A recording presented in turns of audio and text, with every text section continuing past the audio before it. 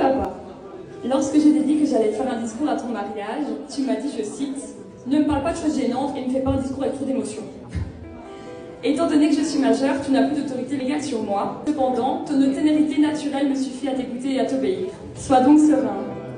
Je ne parlerai pas de la fois où tu as dansé dans une fontaine, ce serait trop humiliant. Je ne parlerai pas des plats dignes d'un chef étoilé que tu nous cuisinais.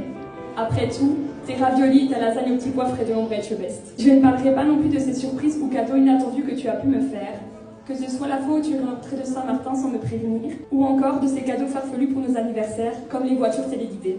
Car non, papa, ce n'est pas parce que tu nous as acheté des cadeaux de petits gars que nous allons devenir des petits gars.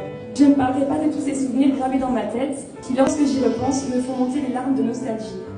Je pense notamment aux soirées casino jusqu'à pas d'heure en vacances, car la chance me sourit, tout ça pour rentrer bredouille. Ou encore des courses de ski pour savoir qui va arriver en bas de la piste en premier, après avoir fait la fermeture de ce petit chalet perché au-dessus des montagnes.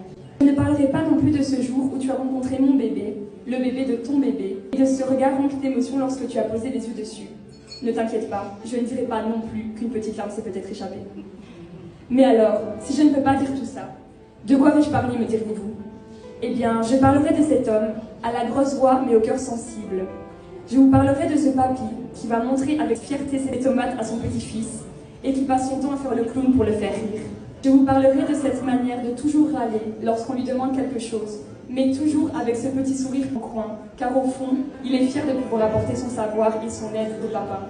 Je vous parlerai d'un homme passionné par son travail, qui pouvait m'expliquer pendant des heures et des heures les techniques et matériaux utilisés pour faire un toit, bien que je n'y comprenais rien.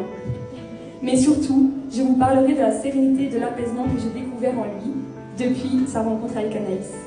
D'ailleurs, Anaïs, ne le prends pas mal, mais ton autorité naturelle laisse à désirer.